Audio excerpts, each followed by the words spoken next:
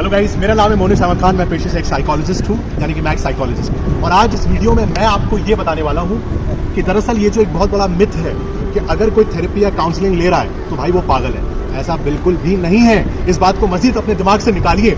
इसको मैं बहुत ही सिंपल कॉन्सेप्ट के थ्रू बताने की कोशिश करता हूँ, ठीक है। एक होता है फिजिकल हेल्थ और एक होता है mental health. Physical health for example, अगर आपकी कोई चोट लगी है, जैसे छिल गया है तो आपने उसके ऊपर बैंडेड लगाया, या फिर खुदा ना खास्ता आपका कोई मजीद एक्सीडेंट हो गया है तो आपने उसको फिर ऑपरेट करवाया, जैसे हड्डी टूट गई फॉर एग्जांपल। तो गाइस, ये हो गए हमारे फिजिकल हेल्थ इश्यूज।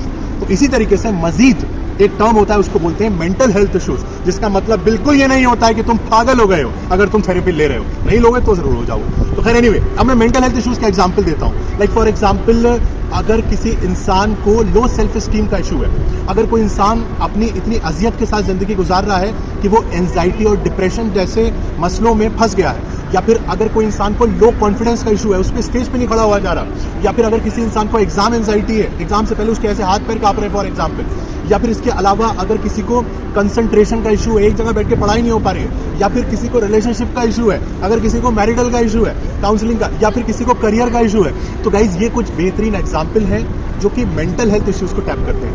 तो मैं आप लोगों को ये बताना चाहता हूं कि थेरेपी जो है अगर कोई ले रहा है तो इसका मतलब ये नहीं है कि वो पागल है। जिस तरीके से फिजिकल हेल्थ नाम की चीज होती है, उसी तरीके से मेंटल हेल्थ नाम की चीज होती है।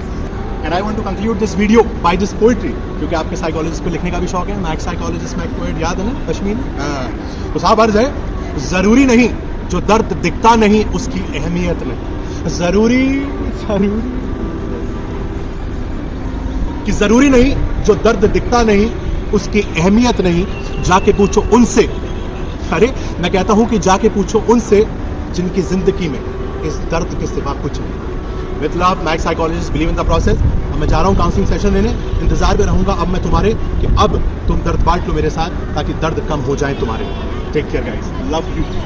अस्तगफिरुल्लाह।